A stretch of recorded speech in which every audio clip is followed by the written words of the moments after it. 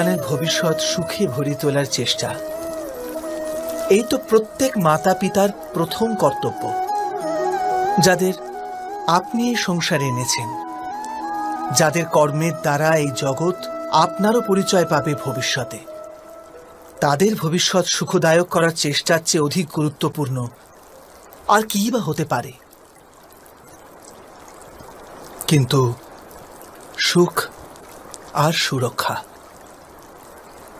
এসব কি মানুষের কর্ম থেকেই প্রাপ্ত হয় না?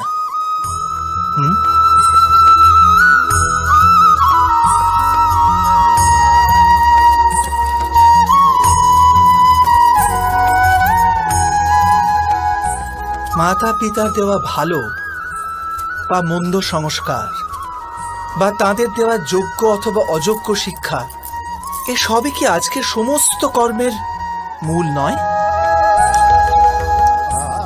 সংস্কার আর শিক্ষার থেকে তৈরি হয় মানুষের চরিত্র। অর্থাৎ মাতা পিতা নিজের সন্তানদের যেমন চরিত্র নির্মাণ করেন, তেমনই হয় তাদের ভবিষ্যৎ। কিন্তু তবু অধিকতর মাতা পিতা নিজেদের সন্তানের ভবিষ্যৎ সুরক্ষিত করার চিন্তায় তাদের চরিত্র নির্মাণের কার্যের কথা ভুলেই যান। বস্তুত যে মাতা পিতা শুধু নিজের সন্তানের ভবিষ্যতের চিন্তা করেন, তাদের সন্তানদের কোনো লাভ হয় না।